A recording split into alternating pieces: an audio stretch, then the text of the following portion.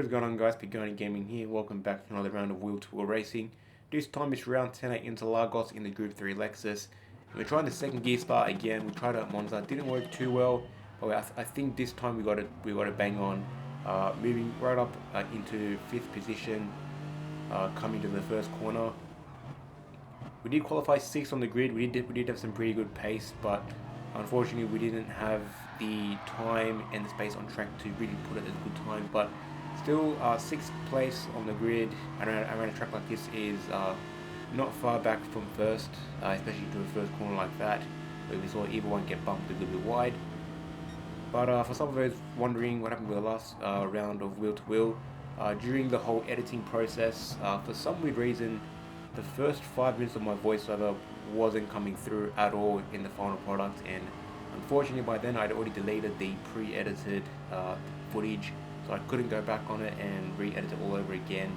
So I had to completely scrap that whole video, so that's why round 9 is missing completely. But I think we dodged a bullet with that one, as the results from that race weren't our best, and probably better to save ourselves from the embarrassment of such poor results. But back to round 10, and we moved up into 4th place, and we're battling for 3rd here with CCH and the McLaren. The McLaren F1 was a very hard car on this track. CCH was telling me prior to this race commencing that tyre wear on this car was absolutely dreadful, and towards the end of the race his tyres were absolutely shot. Especially around this track with tyre wear definitely being a key factor. Keeping it to a minimum is preferred around here if you want to be quick. But we get a decent run here on CCH. Unfortunately, McLaren in his top speed is just too much for us, and he just pulls away. But speaking of pulling away, he's going to run a little bit wide there, coming out of turn 4. It's going to ruin his run. So we're going to stay on the left and dump to the right. But probably run way off track. Still managed to pull off that move. That sent him a little bit wide. And then we get back in the power sooner than he does. So we get a nice send up into the next following corners, so we put up into position 3. And now we knew the 2 cars up ahead, Adam V10 and Rexy in the Mustang. We knew that Rexy couldn't keep Adam off for long, just the pace of Adam was too much for Rexy.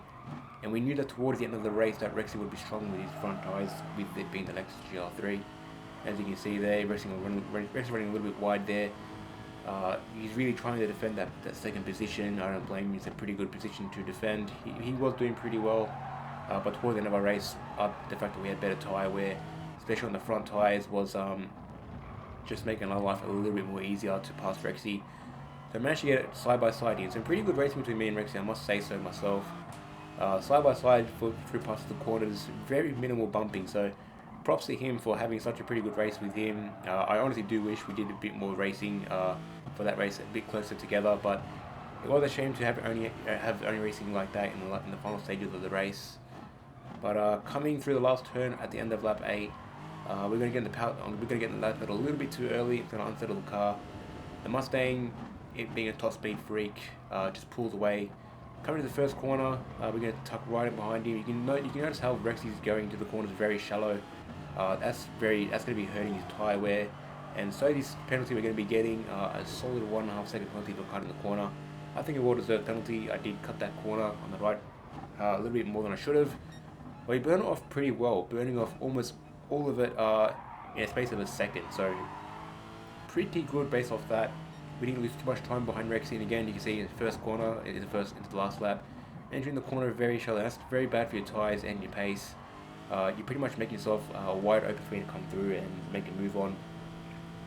Eventually it does happen. Again, he's entering the corner a little bit more shallower than I am.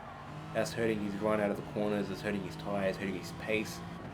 And unfortunately for him, he ran a little bit wide by doing so, and we managed to get the pass on into corners 6 and 7. Bit of a bump, nothing too major. He does run a little bit wide, so I think his tyres were just falling off the edge of a cliff during this part of the race. We maintained position 2 pretty well. We did know that we had some great pace around this track, and it's weird because around this track, when this game first came out, I really didn't like this track at all. But we finished 2nd overall for the first race, so we did pretty well considering that the driver in first is pretty much arguably a Division 1 driver. So based off that, we did pretty well for the first race. But into the second race now, and we start second back from the grid, as race 2 is always results have flipped from the previous race. So you can see me and Adam at the back of the grid because of our positions in the last race.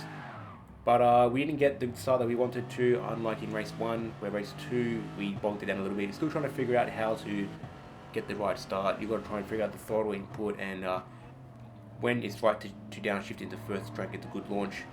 But absolutely no moves were done here, except for that one there where Con had a bit of an accident. That was the only move that was made that whole entire of that lap until here, and we go up on the inside of Hammy, and I just give him the slightest of taps and unsettle his car, and we do the right thing by redressing. Within the league that we race in, it is preached to just be a good gentleman racer and redress. I believe the redress was plentiful enough. Now we move up into 14th and 13th as Hippo and Hippo and Rexy have to serve penalties, and me and Hippo have a pretty good battle here for the first couple of corners. Coming to the end, we get the inside line, so we just take that corner off him. There we go. Hustle's finally burning his penalty off, so we move up into 12th position. Coming to that corner there, I didn't get the most perfect run into that corner, so my exit speed was a little bit poor. But on to lap 6 now. We don't know what it was after that moment with Hammy. Probably because we had a Brazilian track, but the active center came out of me after that moment, and we're just putting lap after lap. As you can see there, we set a pretty fast lap time of a 1:32. We did get a 2-second penalty for ignoring track limits, but I wasn't too worried about that. Hippo did bump me into the first set of corners, and it bumped me a bit off track, so with things like that, you don't have to worry about burning those penalties off, because you sort of got put in a position where you had to cut the corner, and that's why you got that penalty. So you can see here, lap 10, I still got that penalty. Still got a fair chunk of it, 1.5 seconds, still to my name. But we get to pass down on ZD. He had a pretty poor run coming out of the corners 1, 2, and 3. Now we're behind Vintage, and Vintage is one of our team drivers. So we come to the pits, end of lap 10. A set of new tires and an overfill of fuel. We were a bit late on the pressing the X button. We stopped in the fuel because we did come to this race thinking of doing a 2-stopper with some data that we had pulled from a previous race that was also on my channel. I'll leave a link to that in the description below. But I wasn't aware of how much less fuel I had to put in since I'd done for a 1-stopper now. But I did have a lot more fuel to burn, which meant I was holding the gears out a little bit longer just to try and burn a little bit extra fuel. So for example, I was burning around 1.2 liters of fuel in the space of about a lap, so I was really wringing this car's neck. But on the side of 18 now, we put up right behind Vintage. You can see he's flashing his left indicator, letting us through. We're going to pull on our hazards just to thank him for letting us go past. We were just overall just had much more pace, and we were just slowly catching him. And speaking of slowly catching him, after we passed Vintage, we were slowly caught up to Ripdoc and Smurf. So who knows, maybe another lap or two, or if we hadn't had that moment with Hammy, we could have possibly pulled off a 5th or a 4th for the second race.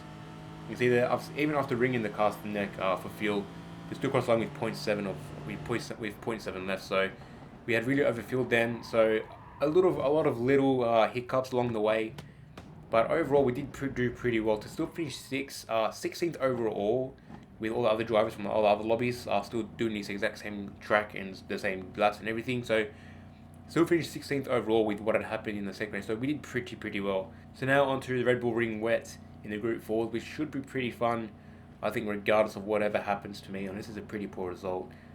We should be in for a pretty fun day there at Red Bull Rings in the wet.